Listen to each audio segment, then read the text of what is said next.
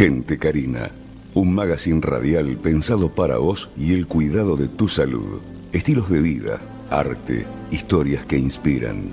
Con la conducción de la doctora Karina Pese. No somos ángeles, no nos caímos del cielo. La gente que busca el amor verdadero. Hola, muy buenos días. Estamos en un nuevo programa de Gente Carina, que quiere decir desde el italiano Gente Querida. En la operación técnica y musicalización tenemos a la señorita Julia Sánchez, quien nos opera, quien nos pasa música tan linda. Te recuerdo que estamos en vivo y podés dejarnos tu mensaje a través de Twitter, que es @doctoracarina.pese, o podés llamarnos y dejarnos tu mensaje al teléfono 011 4300 9470.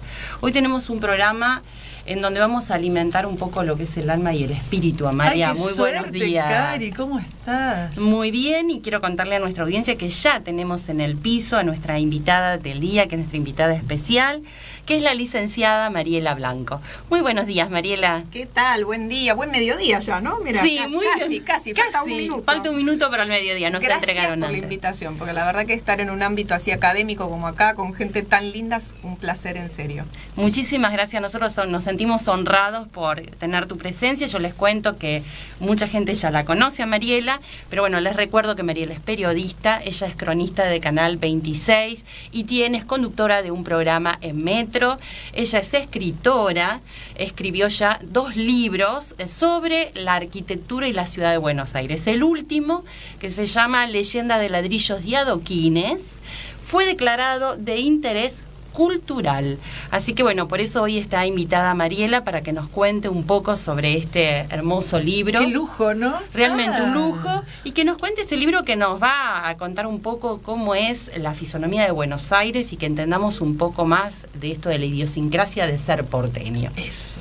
Así que bueno, en el segundo bloque, Mariela, te vamos a exprimir. Todo el programa va a ser tuyo, así que vamos a hacerte todas estas preguntas. Quiero decirle a la gente que dijo todo estudiado, no sé, todo de memoria, sin leer, sin machete, no puedo creer. Ah, bueno, acá jamás usamos machetes, ¿no? Yo soy de la calle, yo soy de la libretita, tomo nota, el machete, mira, me encantó. Bueno, yo también Qué tomo bueno, nota, pero bueno, nosotros la verdad que tu libro es impecable y toda tu trayectoria, así que es un honor tener acá. Bueno, muchas gracias, Mariela. Gracias. Y como esto es un programa que hoy yo dije, vamos a mimarnos todo lo que es Gente Carina, vamos a mimarnos la parte cultural, el espíritu.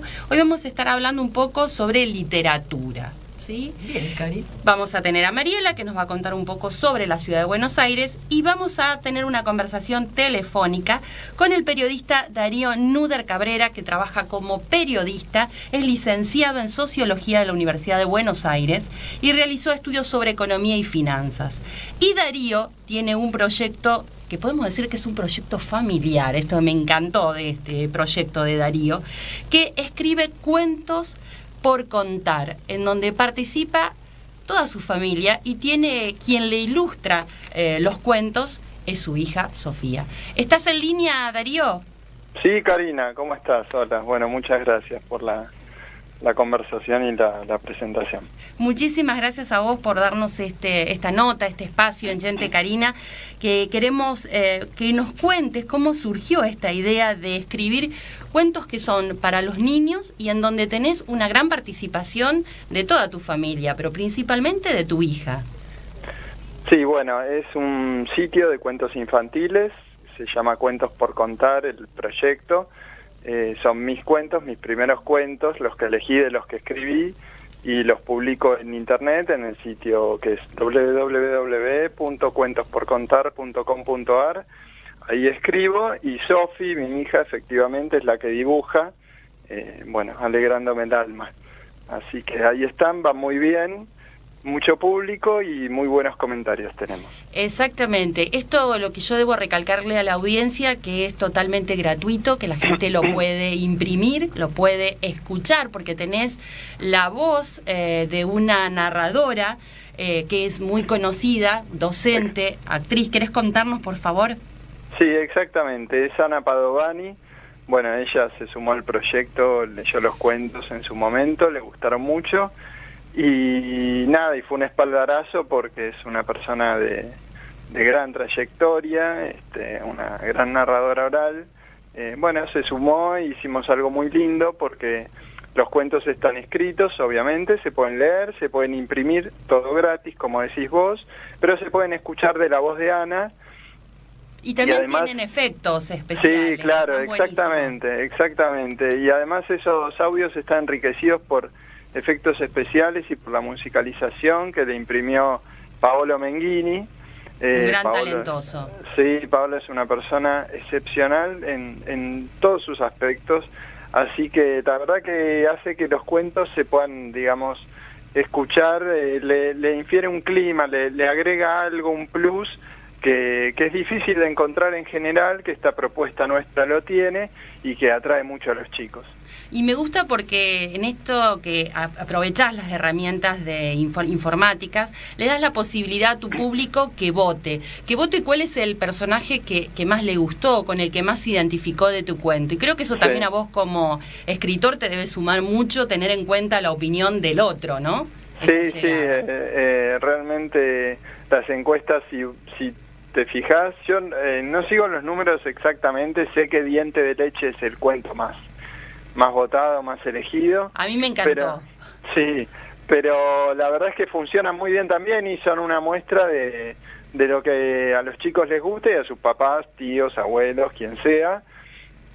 Diente de Leche funciona muy bien, es el que mejor funciona, pero si te fijas, en general son bastante parejas todas las elecciones, y después sí los chicos tienen la posibilidad de elegir los personajes que más les atraen. En esa elección, digamos, hay un abanico muy amplio para que puedan elegir incluso personajes que parecen un poco marginales, pero en las historias a veces cobran importancia porque están en momentos clave, ¿no? Y después también lo otro que tiene el sitio es que los dibujos de Sofi, que ahí aparecen pintados, digamos, coloreados por la diseñadora Ana Remersaro, que también aportó muchísimo de su calidad de persona y de su profesionalismo, es mamá de 2 chiquitos y entiende mucho este clima infantil. Te decía que los dibujos de Sofi se pueden imprimir, están para colorear también, digamos, están en la versión para colorear. Y bueno, nada, y también vemos que se usa esa herramienta. Es una muy buena herramienta para plantear en la familia cuando uno les cuenta el cuento a los niños, plantearle el desafío, bueno, vamos a colorear, la verdad que está muy bueno. Y de parte de los docentes, ¿alguna escuela se acercó con este proyecto que vos tenés como para poder incorporarlo dentro de lo que es la enseñanza?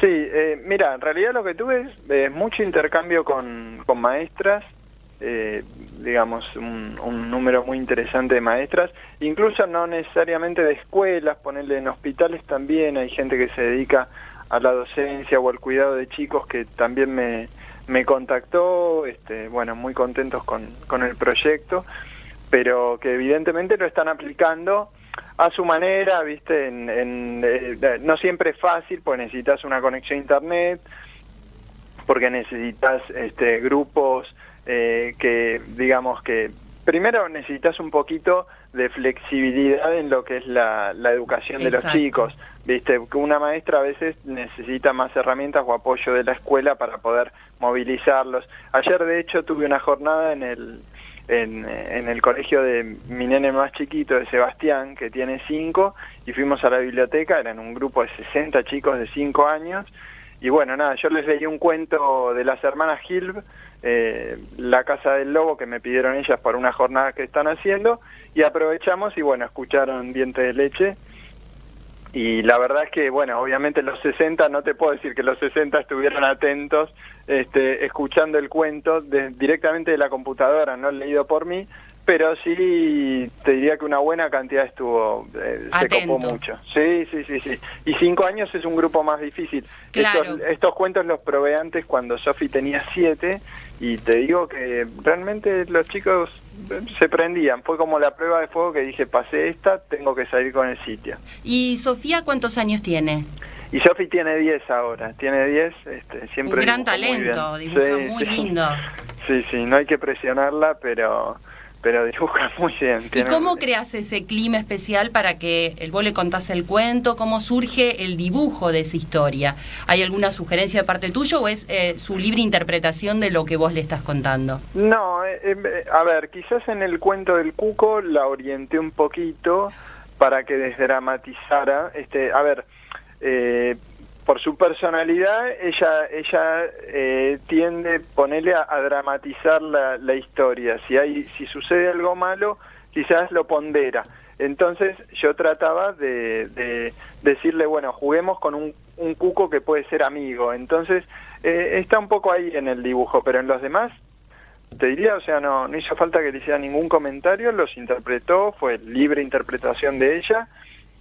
A mí me encantaron y además tiene una habilidad notable para darle expresividad a los dibujos, así que... Sí, son muy expresivos, la verdad que muy muy talentosa, así que te felicito y la felicito a ella. Bueno, creo que los niños gracias. A veces son también el reflejo de todo lo que uno lo va estimulando en el hogar.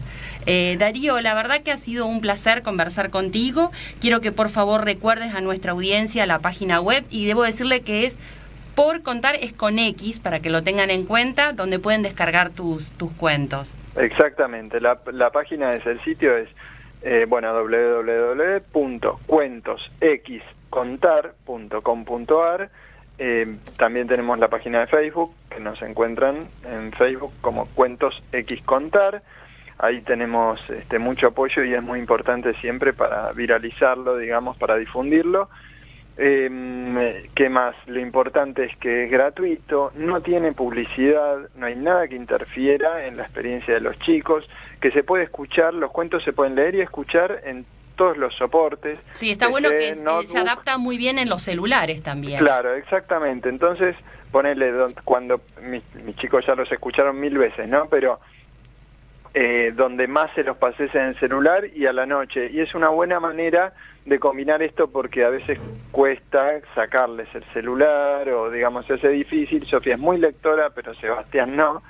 Y entonces yo, digamos, aconsejo a todos los papás llevar un libro siempre a la cama, leérselos y ellos lo van a leer solos después. Bueno, esto es un poquito, da un puente, ¿no? Porque vos les das el celular, pero lo escuchás con ellos el cuento y te digo que se recontra quedan. Sí, yo lo probé y funciona. Yo tengo niños de 7 años y funciona y le encantaron tus cuentos. Bueno, genial. Muchas gracias, Karina. No, muchísimas gracias, Darío. La verdad que es un placer. Te felicito y felicito a tu hija Sofía y a todos aquellos que te acompañan en este hermoso proyecto. Sí, la verdad, déjame solo decir una cosita más favor. Respecto de mi familia. Son, digamos, el principal apoyo para que uno además haga algo fuera de la rutina de su trabajo y demás, pero además porque Marina fue la que me inspiró, mi esposa fue la que me inspiró el primer cuento y le dije esto tiene que nacer como un cuento y fue mi primera lectora. Sofi también, muy rigurosa ella, y Sebastián me alimenta con su conducta, con sus comportamientos, con su humor. Es muy, mi hijo más chiquito es muy divertido, así que todos a su manera van dejando una impronta en los cuentos que vos y hace que sean muy actuales. Me encantan. Muchísimas gracias, Darío. Un placer y bueno, contá con Gente Karina cada vez que quieras comunicar algo, cualquier novedad, cualquier incorporación que quieras hacer en Cuentos por Contar. Dale, te agradezco muchísimo. Muchísimas gracias. Estábamos conversando recién con Darío Nuder Cabrera, periodista, escritor de Cuentos por Contar. Nos vamos a un muy breve corte comercial y ya volvemos.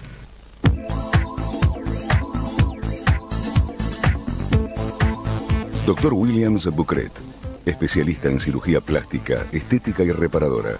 Creador de lipoescultura láser tridimensional y lifting facial mini invasivo láser. Miembro internacional de la Sociedad Americana de Cirugía Plástica, Sociedad Internacional, IPRAS. Sociedad Internacional IPRAS Iberoamericana. Sociedad Internacional Iberoamericana y Argentina, SACPER. Consultorio, Avenida Alicia Moró de Justo, 1848, segundo piso 6, Puerto Madero. Turnos al 011-4314-1710. Horarios, lunes a viernes de 13 a 21. Sitios, web, drbucret.com.ar. lipolaser3d.com.ar, milfacelift.com.ar. Gente Carina. No somos ángeles, no nos caímos del cielo. La gente. Bueno, estamos ya en el segundo bloque y como les dije en el primero estábamos ya en el piso la licenciada Mariela Blanco, periodista, cronista de Canal 26. Ella tiene un programa que conduce en Metro y es escritora. Ha escrito 2 libros, uno de ellos de reciente publicación, que debo avisarle a toda nuestra audiencia que ya está agotado. Ha sido declarado de interés cultural por la legislatura porteña. El libro se llama Leyendas de ladrillos y adoquines. Bueno, Mariela... Ay, qué presentación, ya puedo irme. Ya está. Mariela nos cuenta que una Buenos Aires que a veces en esto de que andamos tan apurados, corriendo, no la podemos descubrir. Exacto, mira, varias cosas por contar. Primero, cómo surge esto del libro, ¿no? Yo como periodista de calle todo el tiempo hablaba con mozos, hablaba con la gente de a pie, ¿no? Que me acercaban historias que yo dije, si todo esto lo puedo profesionalizar, le puedo poner un periodo de tiempo. La verdad que me pareció súper interesante ir al hueso y así empezamos un camino con Horacio Ludigliani, con quien hicimos el proyecto. Él es arquitecto. Larguísimo. Él es arquitecto, así que me guió muchísimo en lo que tuvo que ver con esta línea de tiempo, que dejábamos adentro, que afuera. Claro, porque Buenos Aires es tan linda. Y tan heterogénea, ¿no? Sí. De alguna forma. Y lo que nos pusimos de acuerdo enseguida en poder combinar la profesión de él con la mía, es decir, que pudiera haber un registro de lo arquitectónico, hablar de patrimonio, pero también tenía que contar estar la historia. Este alma dentro de esos ladrillos, ¿no? Por eso es Leyendas. Y empezamos a hablar, en realidad el libro, yo digo que hasta me queda grande, ¿no? Poder decir el título de escritora. Creo que soy una caminante de la ciudad, una caminante de Buenos Aires. Y tuve la fortuna de poder dar, entrevistando, ¿no? Gracias a la profesión, gracias a este mismo camino, entrevistar a las grandes personalidades que algún granito de arena le pusieron a Buenos Aires. Por ejemplo, el señor Luis Grossman, que tanto lo hemos leído en La Nación, en Arquitectos, sí, y que luego fue el presidente de Casco Histórico. Hay urbanistas, está Pedro del Piero de la Fundación Metropolitana, está el señor Lombardi, el ministro Lombardi. Que él te hizo el prólogo del libro, ¿no? Exacto, y esto fue toda una búsqueda. Además es un ambiente precioso, la gente te invita a venir, conocer. Hay gente que vive en las cúpulas, esas que muchas veces nosotros las vemos como símbolo de una Buenos Aires blanco y negro, si se quiere. No cuesta imaginar cómo era esa otra Buenos Aires blanco y negro. Gente que hoy vive en las cúpulas y que te invita a subir y que lo que te dice es: qué lindo, esto es más que mi casa o que mi hogar. Yo estoy cuidando un patrimonio que sé que es de todos los argentinos, que eventualmente hoy estoy criando a mis hijos aquí y todo, pero esto no es mío, esto es de todos los argentinos. Hay una cúpula, por ejemplo, que tuve la oportunidad de subir frente al Congreso, en lo que era el edificio de la inmobiliaria. Sí. Que se hizo para el centenario de Buenos Aires, para 1910. Esa cúpula donde estuve, que hoy fue restaurada con tanto amor, y toda esa cúpula en los 90 voló con una tormenta, etcétera. La restauraron con todo ese amor. ¿Y cómo llegaste a esta familia que te permitió acceder a la cúpula? Mira, va llegando a partir de esta misma gente que fui conociendo. El señor Fernando Carral es el arquitecto que le puso nuevamente el faro al Barolo. Y en realidad esa es la gran familia, o sea, todos aquellos que aman Buenos Aires, entre ellos mismos, mismo en el proceso del libro, me decían: no, vos no podés dejar de subir a tal lado. Y así me subí, me metí en las entrañas de Buenos Aires. Ustedes no saben los lugares en los que me metí. Qué bueno. Pero fue fascinante el trabajo, que le decía recién a Amalia, me quedé con anemia -20, así que después voy a tener que recurrir a vos como profesional de la salud. Y sí, la verdad, a veces dicen, ¿no? Que para hacer un libro cuesta muchísimo. Claro. Solo el que hace un libro y el que lo escribe y el que lo revisa toma conciencia de lo del desafío. Es que es Y del trabajo que el estrés, la Es tensión. extenuante. Hoy Es a la mañana, yo escucho el programa de Longobardi a la mañana, hoy Longobardi decía, no sé para qué me metí a escribir un libro, si yo era un hombre feliz. Él que es un periodista de fuste, Sí. bueno, y que cuenta cosas que vivió y que son de él, hoy a la mañana dijo eso. Como lo que admiro. aparte es verdad, porque hacer un libro es un desafío contra el tiempo. Hay que dejar amigos, gustos, placeres, y dedicarse y abocarse a lo mejor meses enteros. Así que entiendo lo que te costó. Y viste que yo siempre pongo, ¿no? Cuando posteo algo digo mi hijo de tinta, porque Sí, es tu realmente hijo de tinta. esa metáfora, ¿no? De que dicen plantar un árbol, tener un hijo, escribir un libro. La verdad que se parece tanto por lo que es el proceso, por lo que es la alegría que te da verlo, pero también esta cosa, ¿no? De que te deja un poco Sí, como extenuado. sí.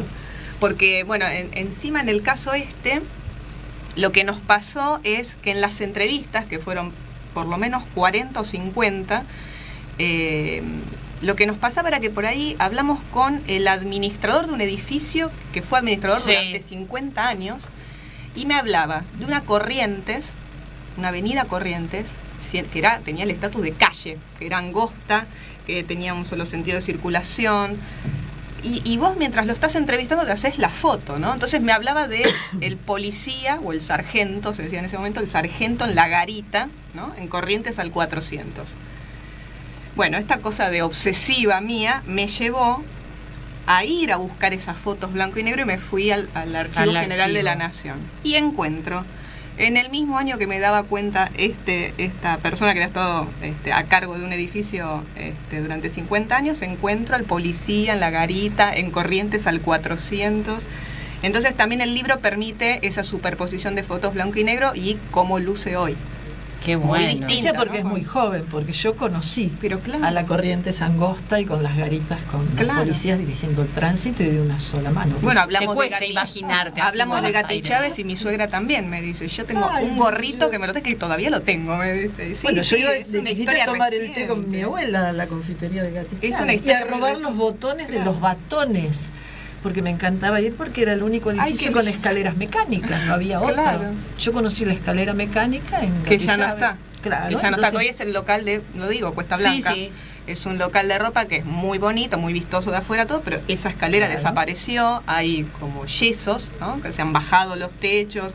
La iluminación es así muy estridente, como si fuese un frigorífico. Decinos Ha cambiado, ¿no? ¿qué Claro, le edificios, cambian o los- sea, contás anécdotas, por ejemplo, de Gati Chávez? Ujú. Decinos algún otro. Mira, tenés edificios, el libro se dividió de la siguiente manera, Sí. era tan difícil y lo primero que dijimos es, nos van a decir, ¿por qué no estuvo esto? ¿Por qué no estuvo lo otro? Bueno, Era- te da para un segundo libro. te da para un segundo, un tercero, un quinto, ahí, mira, quedaron en pie por lo menos 400 palacios, más allá de todo el desastre inmobiliario que sabemos que se ha hecho y que afortunadamente se frenó ya a partir de la década del 40 aproximadamente, con algunas leyes proteccionistas, Claro. algunos arquitectos que empezaron a entender que no hacía falta derribar para empezar a construir un plano desde cero, sino que poner en valor, refuncionalizar aquello que ya estaba, Sí. como este caso o como el caso de Starbucks, por ejemplo, de McDonald's, que se Ah, sí, me apropiaron encantan. de unas esquinas que yo digo, Sí, sí, qué sí. visionarios que son, porque podemos estar de acuerdo o no con si tomamos el café en un vasito Sí. de telgopor, estaremos... Sí, vamos pero a- ese café, la verdad que es precioso. Y creo que es la forma de vivir un lugar. Por ejemplo, como el Otto Wolf, que está Sí. acá en Belgrano y Perú, que es el que tiene esas dos cúpulas gemelas, que uno viene por Belgrano y ya el 9 de julio ya las empieza a ver. Ese edificio tiene 940 pares de ojos que te están mirando. Si vos mirás en detalle todo el relieve, las molduras, es de una exquisitez que solo la puede interpretar quien lo hizo. La realidad es que tiene una cantidad de estilos, de detalles. No se puede explicar siquiera. Claro, porque a veces vamos tan concentrados en la actividad diaria que vas con la mirada puesta hacia adelante y no levantás Exacto, la mirada exacto. hacia arriba y que nos sorprenda. Muchos Buenos de los que Aires. están ahora escuchando Sí. dirán, ¿Dónde está? Belgrano y Perú, ¿cuál? 2 cúpulas, las tendría que haber visto. Sí, lo que nos pasa a todos.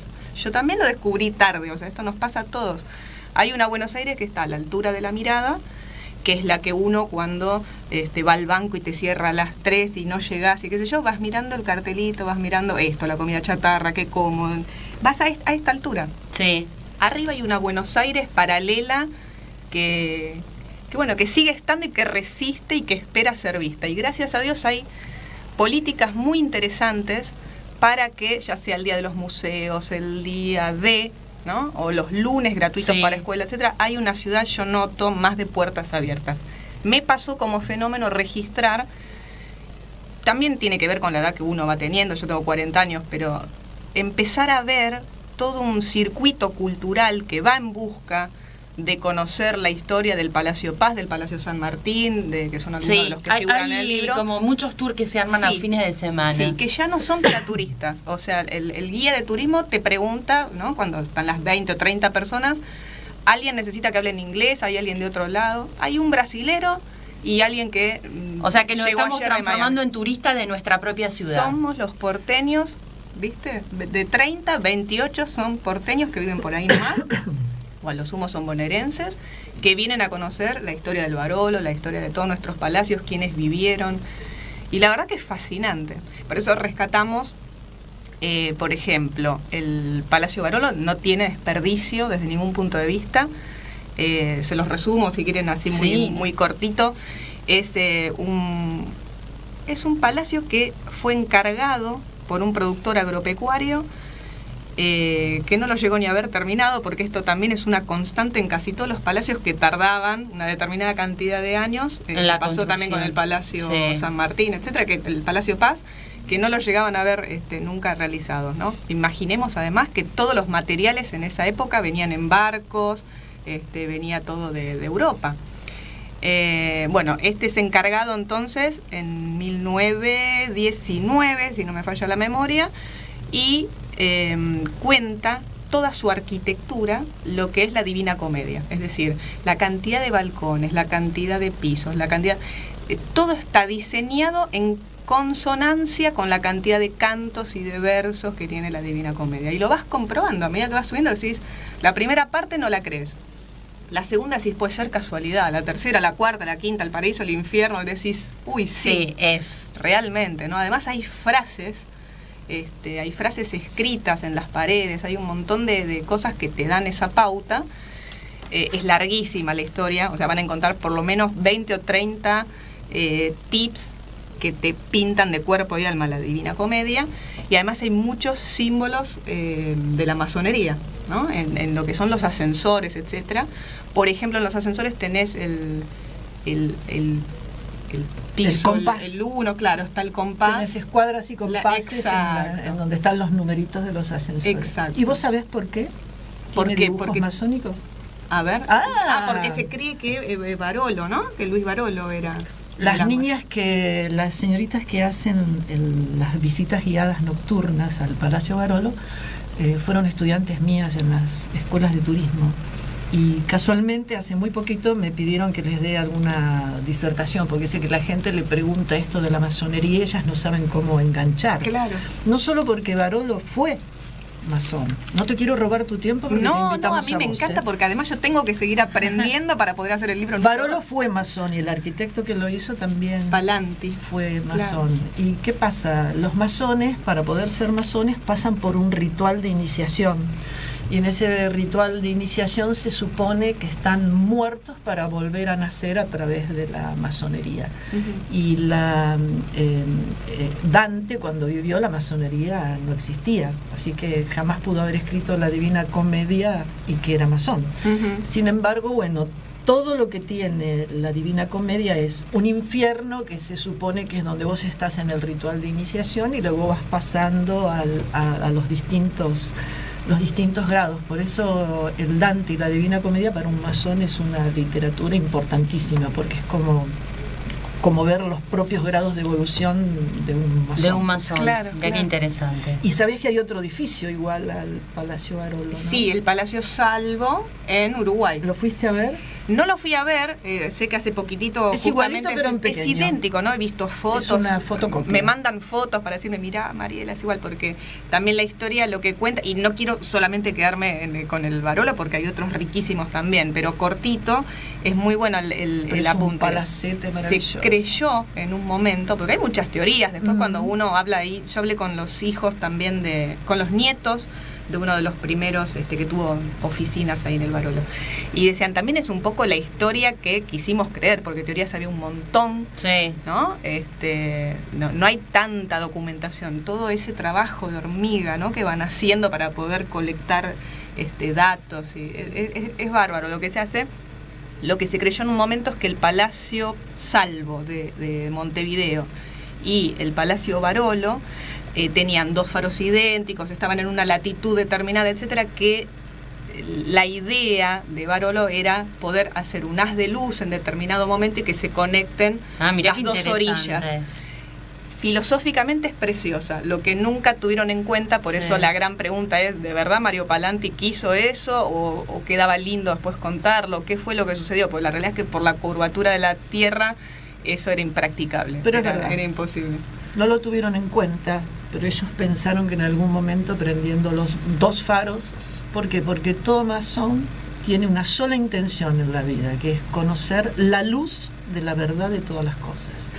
No de las verdades filosóficas, misteriosas, religiosas, sino las verdades de qué cosa, de la matemática, de la física, de la química, de la astronomía, de las verdades que se enseñan en los colegios y en las universidades, o sea, llegar a la verdad de la ciencia. Y entonces por eso piden la luz, y por eso arriba del edificio terminan con un faro que significa el máximo galardón que un masón puede pedir, la luz. Bueno, y faros, capítulo aparte, la realidad es que acá hubo un montón de faros que no tenían la función de alumbrar, no tenían tanto que ver con las embarcaciones, era un símbolo, Claro. era un símbolo. Lo mismo que las cúpulas, eran un símbolo de estatus también, ¿no? Muchas veces...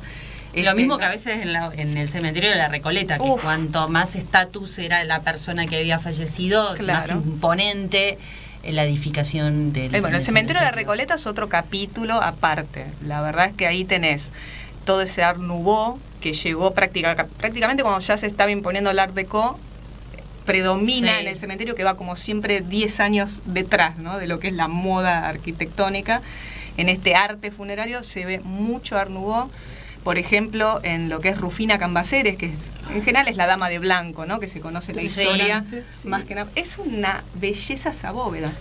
Ahí adentro tenés a los mejores artistas, tenés a San Sobriano, que ha hecho ni bien vos ingresás al cementerio, ahí en lo que sería el epicentro, el centro neurálgico del cementerio, hay una escultura de San Sobriano que es una especie de Cristo viejo, muy difícil de encontrar, Cristos representados así, Sí. ¿no? como anciano, con barba.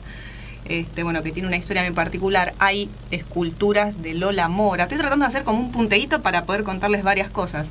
Esculturas de Lola Mora. Ay, qué interesante. Hay, realmente hay artistas de toda Europa en esas Bueno, es te vamos a increíble. preguntar algo, porque queda muy ordinario entrevistar a un talento como lo sos vos. Una caminante de Y resulta Buenos que Aires. nosotros quisimos comprar tu libro y no pudimos porque estaba agotado de la editorial Duncan. Y quisimos, ayer sobre todo, me pasé toda la noche intentando para ver qué podía conversar con vos y ver tu libro. Vos me decís que para poder llegar al libro gratuitamente hace falta una aplicación. ¿Por qué no le contamos a nuestra gente? Porque se supone que nosotros tendríamos que haberlo leído. Y ahí el queremos error es saber mío. cómo llegar. Ahí el error es mío porque yo Por tuve la favor. intención y después me olvidé de hacérselo llegar. Creo que es .epub esta aplicación. No es la aplicación, es como, viste, .doc, Sí. el Word. Yo no soy una experta en tecnología, pero es .epub, es lo que tenés que tener en tu PC computadora para que poder lo pueda descargarlo. ver. Quienes tienen el Kindle para Sí. poder leer en el subte y en el tren y eso, creo que lo bajan directamente, es como más fácil desde ahí, desde el teléfono. Me han Ajá. mostrado amigos que me dicen, mira, lo tengo acá, fíjate que después de viene el tuyo, y sí, se los bajan Maravilloso. fácilmente. Y el libro, la verdad, es que no tiene un fin comercial. El libro empezó como un proyecto casi como si fuese un regalo empresario que queríamos tener con Horacio para fin de año, y se transformó en otra cosa, porque empezó a pasar todo esto. O sea, esta misma gente que entrevistábamos, tan interesante, que me decían, no te puede faltar tal. Y yo salía, me encontraba a Lombardi en el medio de una entrevista y me decía, me encanta lo que estás haciendo, venite a mi oficina. Así, el libro tomó vuelo propio. Claro. El libro iba a ser un proyecto mucho más chico, de menor envergadura. Bueno, finalmente terminó siendo un libro de 30 por 30, con imágenes que nunca iba a tener. Iba a ser una tirada para amigos y terminamos haciendo una tirada un poco más importante.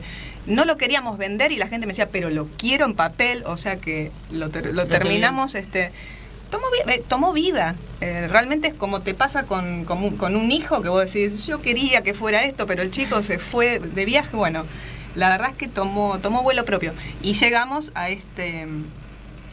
a encontrar en el camino a la gente de patrimonio, de la Comisión de Patrimonio y Urbanismo de la legislatura, que le dan este reconocimiento, que le dieron un tratamiento muy largo, pasó por distintas comisiones de cultura, etcétera, y finalmente, bueno, qué maravilla, determinaron que tenía que ser. Qué maravilla. La verdad que una alegría, porque no viste, es como cuando uno va a tener un hijo que vos decís, basta que sea sanito y qué sé yo, y de pronto se convirtió en este monstruo. Maravilloso. Claro, sí.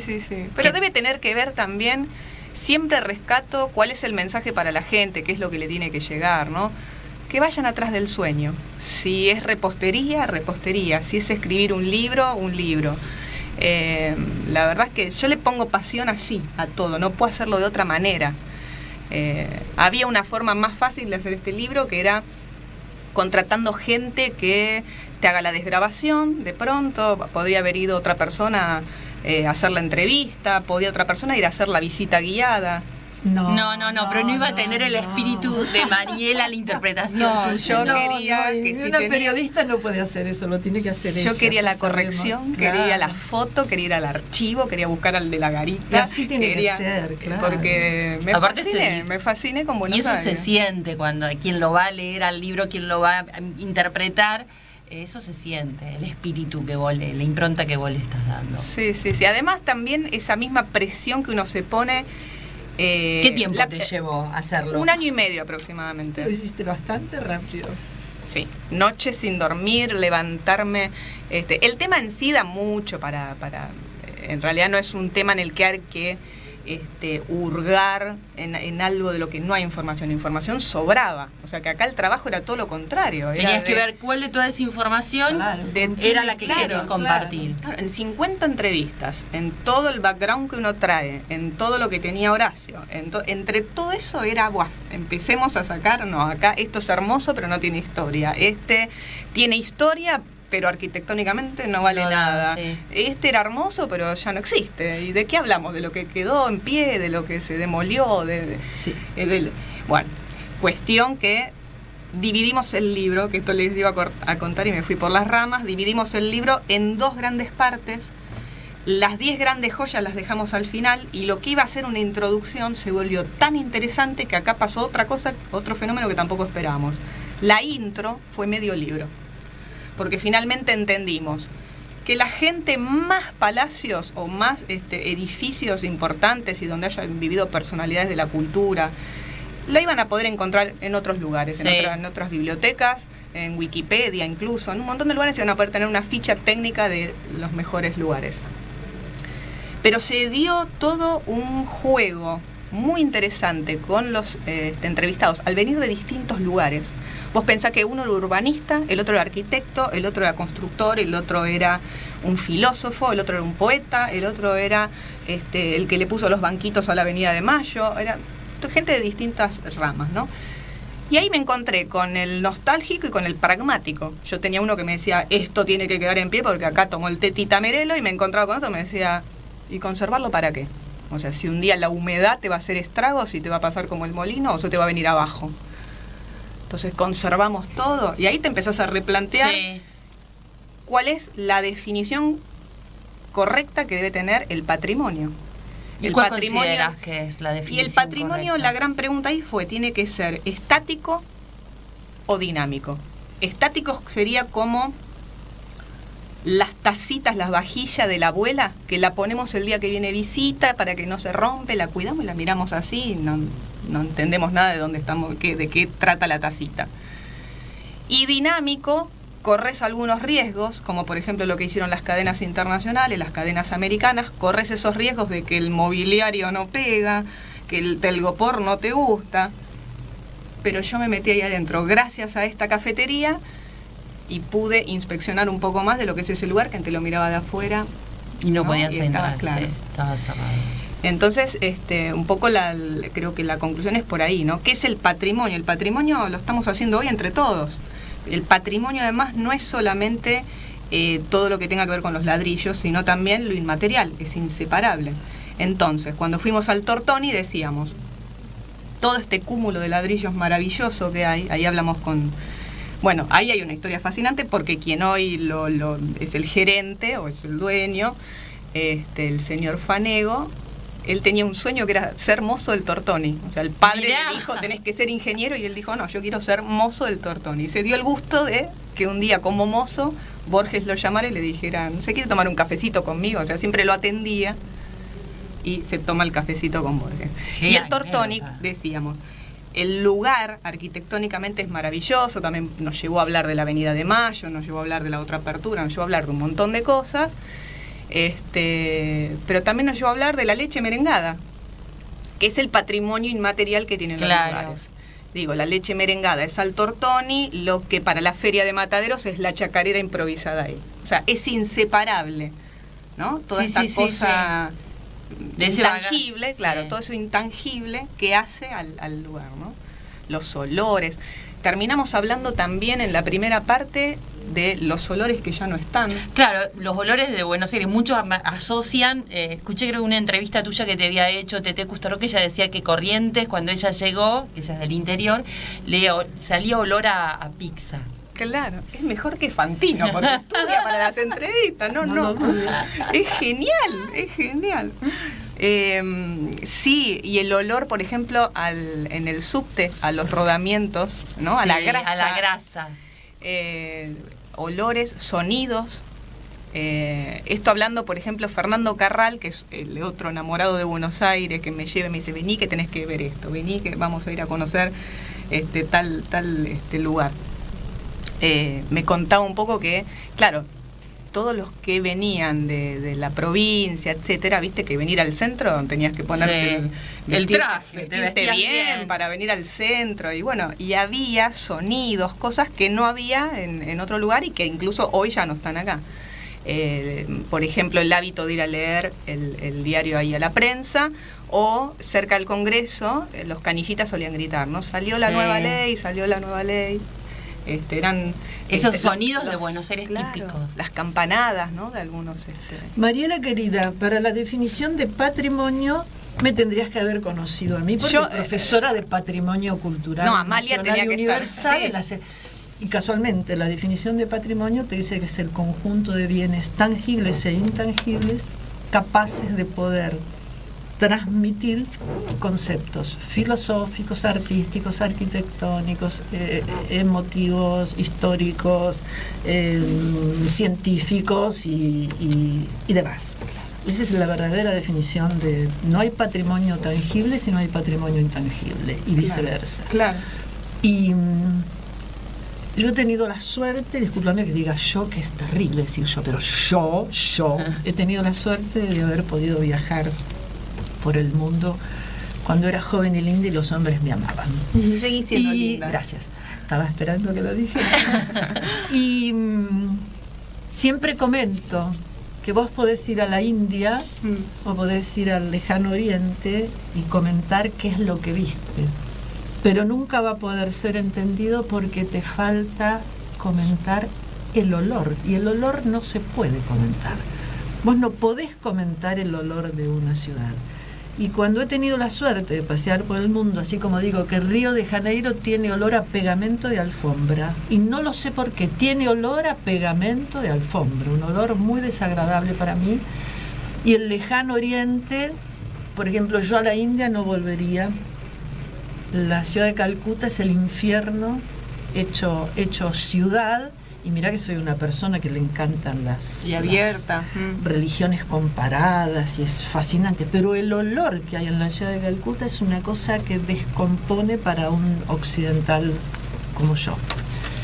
Y cuando pregunto qué es Buenos Aires, la gente te dice olor a café con leche. Claro. Olor a café con leche y medialunas. Todo europeo te va a definir la ciudad de Buenos Aires como la ciudad con olor a café con leche y medialunas. Porque hablamos del microcentro, por supuesto, a la mañana, con todos los cafecitos Claro. abiertos, con la gente. Sí, la zona de tribunales llena de Antes de entrar a abogados. trabajar, tiene la característica esa. Dicen que es olor a café con leche. Bueno, los que viajan mucho, y acá creo que era Ferrer el que había dicho, no hay lugares como con tanta oferta gastronómica, con tanto café, ¿no? Como en Argentina, Como en Buenos Aires. Como en Buenos Aires. Bueno, muero por leer lo que escribió esta mujer con su socio, que se llama el Horacio arquitecto. Ludigliani, el Muy arquitecto. bien, Y Horacio. recordamos la página web, que es www.duncan.com.ar, para que puedan descargar hoy mismo este Exacto. libro. Está en Amazon también, que ahí tiene un precio simbólico, pero nosotros dijimos que sea gratuito, que la gente pueda acceder a esto. Y tiene un precio simbólico, que es $1, $2, no Sí, sé, no porque no se importa. Bueno. podía poner cero. Lo buscaremos hoy. Y se los voy a hacer llegar también. Bueno, la verdad que fue un placer. Ustedes me dirán cuánto tiempo tenemos, pero fue un placer ver esta Buenos Aires y poder contarla, ¿no? Una Buenos Aires que también tiene mucho que ver, esa heterogeneidad, con nuestra propia idiosincrasia, ¿no? Como Sí. vos decías en la presentación. O sea, cuánto tenemos los porteños, cuánto tenemos nosotros de esa Buenos Aires, ¿no? Si estamos unidos en algo. Con Buenos Aires nos pasa esto es innegable, yo puedo estar muy a favor de la belleza, pero también es innegable que hay un momento que se baja el telón, son las 8 de la noche y acá estamos mirando, si hay policía y la inseguridad y aparece el grafiti, viste que hay un momento que se Sí. pone caótica Buenos Aires también, o sea, también lo decimos en el libro. Somos muy benévolos con Buenos Aires y también vemos esa otra realidad que está ahí, latente. Hay mucho por hacer por Buenos Aires, pero creo que en algún sentido, ¿no? Estamos en este camino de por lo menos empezar a valorizar, a que los arquitectos hayan entendido esto, ¿no? Que ese boom inmobiliario no se contradiga con esto de poner en valor grandes lugares. Mira, cada vez más descubro lugares fabulosos. Vas con el auto, vas caminando, mejor caminar, vas por Palermo, por Almagro, y decís, no, hay mascarones en todos lados, quedan algunos que nos están mirando. Yo digo, Sí. por Dios que no pase un arquitecto desalmado por acá, porque, bueno, es el problema de las grandes ciudades también, ¿no? Que pasa, hay un déficit habitacional muy grande. Pero qué bueno, que hoy teniendo esta mirada se puede conservar la fachada, las cosas más importantes de Por los lo edificios, menos. y se puede integrar estas dos arquitecturas. Por lo menos. Mariela, no quiero que te vayas, porque en el próximo bloque Amalia nos tiene algo que nos va a no contar sabemos sobre qué. los cuentos. Vemos. Una mirada de Amalia. O no sea te que vayas. está relacionado, así que me quedo. Quédate con nosotros. Vamos a un breve corte.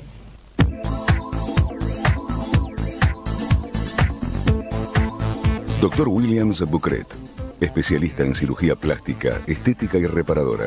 Creador de lipoescultura láser tridimensional y lifting facial mini invasivo láser. Miembro internacional de la Sociedad Americana de Cirugía Plástica, Sociedad Internacional, IPRAS, Sociedad Internacional IPRAS Iberoamericana, Sociedad Internacional Iberoamericana y Argentina, SACPER. Consultorio, Avenida Alicia Moró de Justo, 1848, segundo piso 6, Puerto Madero. Turnos al 011-4314-1710. Horarios, lunes a viernes de 13 a 21. Sitios, web, drbucret.com.ar, lipolaser3d.com.ar, milfacelift.com.ar.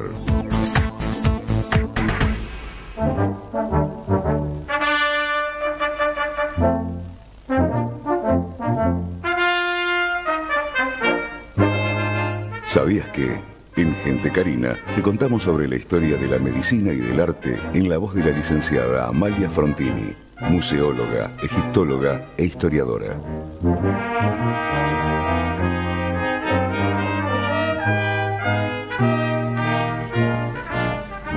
ya estamos en el último bloque, Amalia. Muy bien, Karina. Todo tuyo, te doy ¿Todo el mío? paso. Ay, bueno, qué maravilla. Bueno, tuvimos en un primer bloque la presencia de un maravilloso escritor de cuentos para niños. Darío Nuder Cabrera. Muy bien, Darío Nuder Cabrera. Entonces voy a aprovechar una partecita de este bloque que gentilmente me obsequias para contar algo que me parece que es muy, muy, muy del momento. Es algo que se me ocurrió a mí, por supuesto, y que la gente me lo va a saber disculpar. Yo quería contar lo terrible de los cuentos para niños que recibieron las personas de mi edad. Yo nací en el año 1948 y desde allí atrás mi madre, mi abuela, mi bisabuela y supongo que infinitas generaciones de mujeres escuchamos cuentos como ahora los niños los escuchan. Y desde el año 1697, en que un señor llamado Perrault toma los mitos y leyendas de Francia en la época de Luis XIV y decide por primera vez que un cuento vaya a papel, para que ese papel sea leído por los papás a los niños de noche, para dejar una enseñanza, sobre todo con una moraleja. Claro. Y Perrault en el año 1697 baja un mito y una leyenda que es Caperucita Roja. Y yo quiero asociar el cuento de Caperucita Roja con las cosas que hacen nuestras adolescentes, las infracciones que cometen a través de las redes sociales, para que veamos la íntima relación que hay con el cuento de Caperucita Roja y las niñas o adolescentes que entre los 10 y los 16 años usan las redes ¿para qué? Para hacer todo aquello que todos quisimos hacer cuando teníamos esta edad. ¿Qué es? Basta de que mi papá y mi mamá me digan lo que tengo que hacer. Como el cuento de Caperucita lo conocemos todos, me voy a referir exclusivamente a los personajes desde mi punto de vista. Caperucita, ¿por qué está vestida de rojo? Está vestida igual que las niñas que en las redes sociales ponen las fotitos con yorcito, con enteritos, tirando besitos, con el dedito como Mirta Legrand al lado de la boquita y tirando besitos. ¿Para qué? Para demostrar que dejaron de ser niñas y que pueden ser levemente sensuales y que ponen sus fotitos y sus historias. ¿Qué hace Caperucita? La mamá le dice: Caperucita, tiene que llevarle esta canasta a tu abuelita. La mamá la manda al bosque y Caperucita sale con su canasta y en vez de tomar el camino más corto, que es el que le dijo la mamá para ser una transgresora, se encuentra con alguien del sexo masculino. Ella no sabe quién es con quien se encontró, que es el lobo. Pero ¿cómo una niña no va a poder diferenciar lo que es un animal cuadrúpedo, un cánido, descendiente de los cánidos, de los perros? Y se pone a conversar. Y el lobo, ¿qué hace? Con voz de varón la seduce. Dice: Caperucita, ¿dónde vas? A la casa de mi abuelita. ¿Y dónde vive tu abuelita? En tal parte, como hacen nuestras niñas que comentan en las redes a un desconocido qué es lo que hacen, a qué se dedican, qué hace su familia, dónde salieron, poniéndose en peligro ellas, como se puso en peligro Caperucita. Para que veamos que el tiempo es otro, pero que esto es eterno. ¿Qué hace esta niña? El lobo le dice: tú tienes que ir por el camino más largo, así le vas cortando flores hermosas a tu abuela y se las llevas. ¿Y qué hace Caperucita? Por supuesto, para transgredir lo que su mamá le dijo que tenía que hacer, porque es la edad de demostrar que no quiero más la endogamia y quiero cortar con este cordón que me tiene a la familia y yo soy un adulto, va por el camino más largo. ¿Y qué hace? El lobo llega primero. ¿A dónde? A la casa de la abuelita. Pero claro, yo recuerdo que me teñí por primera vez a los 38 años porque tenía canas. Y toda señora que tiene canas en la antigüedad era una anciana y era una abuela. Y la abuela de Caperucita seguramente que en el cuento tendría alrededor de 40 años. Con lo cual se supone que una abuela es una señora con sabiduría, que ha vivido, que tiene, en terminología nuestra, que tiene más noche que la luna, o sea que se las sabe todas, que es prudente. Parece que esta abuelita no era una señora de 40 años que tiene la puerta abierta y el lobo le golpea la puerta con voz de lobo, o sea, con voz de varón seductor, y ella lo deja entrar. ¿Y qué es lo que hace el lobo? Se la comió. Y si queremos cambiamos el verbo, acentuado igual, el lobo se la comió. Llega Caperucita con las flores y ¿qué hace? Entra porque las puertas no se cerraban. Ahora Caperucita es una niña que no sabe diferenciar el cuerpo de un lobo del cuerpo de su abuela, porque el cuento de Perrault, que es terriblemente perverso y servía para enseñarle a las niñas que tenían que hacerle caso a los mayores y no tirar información a cualquiera ni a cualquier desconocido. ¿Qué era lo que hizo el lobo? Le dijo: Caperucita, debes de estar extenuada de semejante viaje. ¿Por qué no te sacas la ropa y entras a mi cama? Desnúdate. Ese es el verdadero cuento de Perrault, año 1697. Y Caperucita se desnuda y entra a la cama. Y el lobo todo tapado, y ella empieza a preguntar: ¿qué manos tan grandes, qué pies tan grandes? No sabía esa versión original. Versión de Perrault. Porque la versión que vos conocés y que conocí yo cuando era niña es la de los hermanos Grimm, que es a posteriori, en el año 1820, que agarran los cuentos de Perrault y los modifican. ¿Y qué hace Caperucita? El lobo que hizo con Caperucita se la comió. El lobo y el cuento y Caperucita y la abuelita terminan mal, porque el verdadero cuento de Perrault, la niña no es que viene el leñador, eso lo agregan los hermanos Grimm más adelante, que toman todos estos cuentos y los modifican. ¿Y cómo lo modifican? Lo modifican que el leñador pasaba por ahí, escuchó ruido, no sé qué cosa, abre la puerta y mediante un método de cesárea. ¿Qué pasa? Sale la niña entera, o sea que nadie la mutiló, ni la devoró, ni la masticó. Sale la niña entera y sale la abuelita entera. Y el lobo muere. ¿Por qué sucedió todo esto? Porque las niñas que no tenían redes sociales es como si las hubieran tenido desobedeciendo los mandatos de los mayores, como lo hacen nuestras niñas ahora. Interesante su mirada. En el relato de los Grimm es peor el cuento. Porque, ¿qué pasa? El lobo, ya que... ¿Para qué fue antes a ver a la abuelita? Porque, ¿qué se supone? Que un señor que es dueño de todo el bosque, ¿por qué no se comió a Caperucita en su lugar que le es propio, que es el bosque? ¿Por qué fue a la casa de la abuelita? Porque así de paso se la comía a la abuelita, y se la comía a Caperucita. Y el relato es este. Como una mamá, como la mamá de Caperucita, sabiendo los peligros que tiene el bosque, como los peligros que tiene una ciudad, la manda una niña vestida de rojo a un lugar.